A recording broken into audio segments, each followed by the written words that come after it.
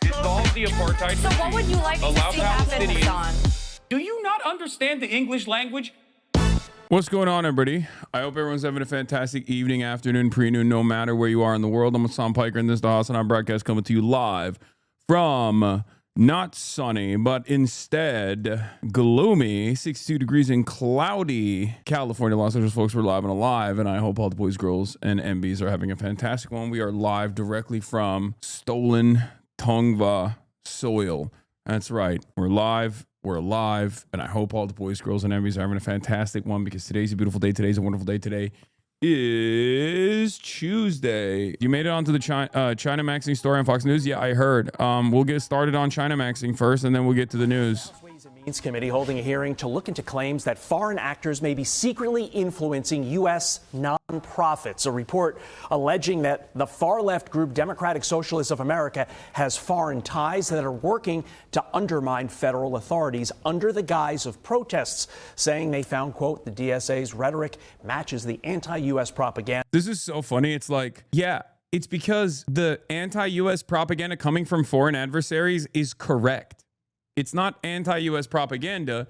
It's just correct. Like, for example, when, I don't know, the Chinese government or the Russian government, regardless of their own personal moral infallibility or whatever aside, right? Like, they're not obviously infallible, but like when they actually adequately address some of the issues that are taking place in America, that's not propaganda.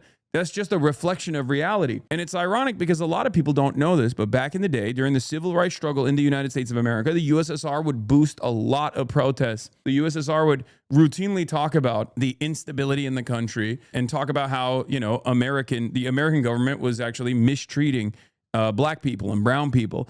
And this would be reflected in their propaganda. This would be reflected in the state materials that were being released. The reality of the matter is, it's just the truth. It's not like you can say this is commie propaganda or whatever, but it also happens to be the truth. The solution to that from like a national security standpoint is not to just complain that this is propaganda, but actually to address it so that foreign adversaries can no longer use this as a dunk on us, you know? Fidel Castro visited Harlem, met with Malcolm X. These are things that happen throughout our history. Does this mean that like the civil rights struggle was incorrect? No, it was correct. Xi Van Fleet, a survivor of Mao's revolution, joins me now. And the report goes on to state the documented facts support recommending a limited fact-finding FARA investigation to clarify the nature of DSA's relationships with Venezuelan and Cuban government-linked entities and its engagement with political environments involving the People's Republic of China. So are foreign adversaries, namely China, actively behind the push towards socialism here in the U.S.? Yes, absolutely. You see it everywhere. And then the recent thing is what's trending is called CHINAMAXXING. This lady is my favorite. She hates me. This lady is like, I survived the Cultural Revolution, and you know what's just like the Great Leap Forward? Columbia University. like I love these sorts of people that come in and they're just like, yeah, whatever current thing that's like frustrating, I don't know, 75-year-old boomers in Iowa is exactly what it was like in the Chinese countryside. Yeonmi Park does this with the DPRK, obviously, as you guys know. This is my favorite person. Like, I love her. This is my favorite contributor to Fox News. She routinely talks about me as well. She's the best. Even though it's basically, you see it on the TikTok, but I also see it on X. And that is absolutely bears the hallmark of CCP's publicity department and United Front. Yeah, survivor of Mao's revolution is so funny. Yeah, you ain't unique. There are 1.4 billion Chinese that also, quote unquote, survived Mao's Cultural Revolution, okay? And the Great Leap Forward is not exactly a unique predicament. It's the most populous nation on the planet. What are you talking about? Oh, it's so awesome. Yeah, you know who else survived? Xi Jinping. Like, this is what a lot of people can't comprehend, where they're like, oh, well, you know, people were being sent to the countryside. People were being punished vehemently. Okay, you know who else also got punished vehemently and even like got kicked out a couple times? Deng Xiaoping. Okay. You know who else got fucking punished? Xi Jinping. You ain't special. Do you think she's an op? Oh no, she is an op. Yes, she's a major op. Work department operations. The first one is about propaganda. The second one is about influence. And it's pretty funny to say this also about China in general, because they are, in my opinion, far too disinterested in doing soft power. I mean, that's changing a little bit, but like up until this moment, they straight up were like, no, we're just going to sell to our own market. Like, we have a massive consumer base in China. We're just going to make cultural works that only Chinese people will consume, which I think is a massive mistake, because soft power is the name of the game. America's cultural dominance, America's hegemonic superpower status, in large part is due to the cultural imperialism, the soft power that comes from Hollywood. China doesn't do that. At most, they've done, Confucius Institutes and I guess like, what is it called? Ne 2 and Black Myth Wukong. You know, Korea has K-pop, Japan has anime, Japan has manga. They have a lot more movies and shit like that. These things matter. These things actually play a big role. They also, I mean, I guess China did the Labubu thing too, but influence work is something that CCP is expert of. They will capture the elite. In this case, they capture a lot of the influencers in social media, especially in TikTok.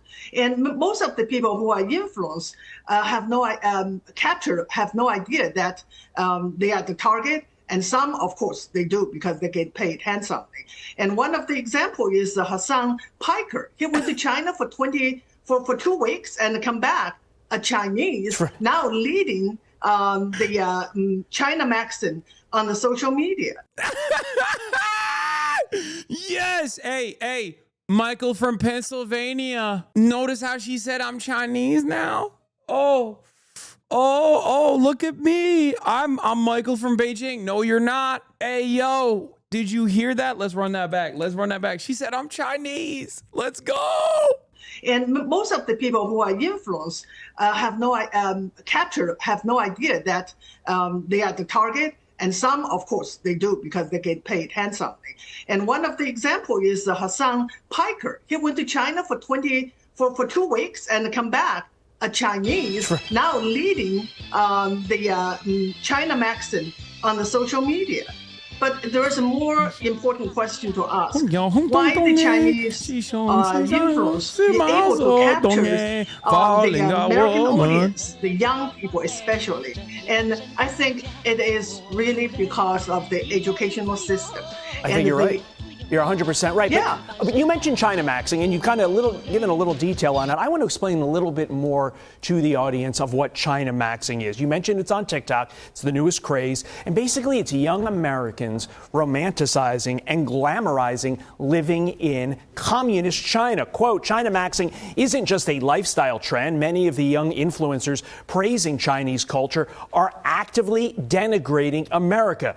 They're aesthetically, morally, and politically defecting to another superpower. And she, as somebody who lived and fled the Mao Revolution, what's your message to those who romanticize communism, especially young Americans who grew up here with every advantage in the world, now saying, I want to live under communist rule? What's your message to them, Xi? Yeah, my message is you have to learn history. We have to teach our children real history. And this, I watched a few podcasts about this topic. They say, Chinese people and we are the same people. It is cool to learn their culture. It's not cool. Chinese people are different from American people. Chinese people are not free.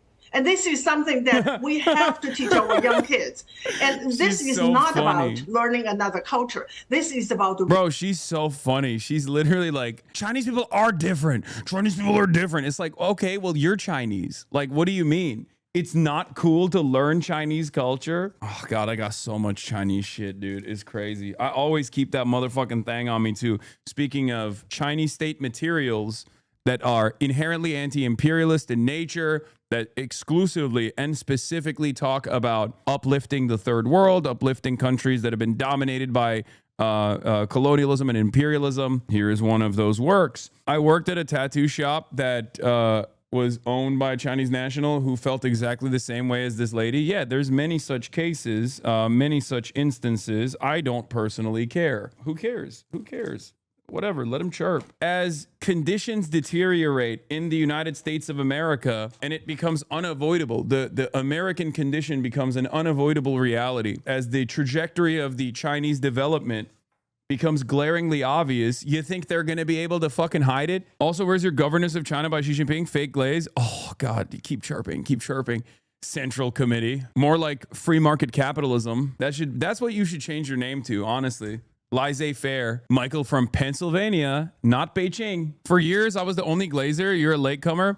That's a crazy statement to make because I just fucking went through how I was glazing the all the way back in like 2019 or 2018. I was glazing the fucking Chinese, the communist fucking fashion brand, talking about how I wanted it. But yeah, here's the problem, okay? You want to know something? I happen to believe that Pizza Hut did play a role in the fucking fall of the USSR. And I think the reverse of that is going to inevitably happen with the dynamic between China and the United States of America. The reality of the matter is, you got to give people shit. You got to give people treats. People don't always have an ideological commitment to a better future and want to like go through the process of development, go through the process of collectivization, and all the pain that comes along with it. There is one country, however, that actually came out on the other side of that, and that country is China. The reason why I'm talking about that is because China has been able to go through this process and has come out successful on the other side. And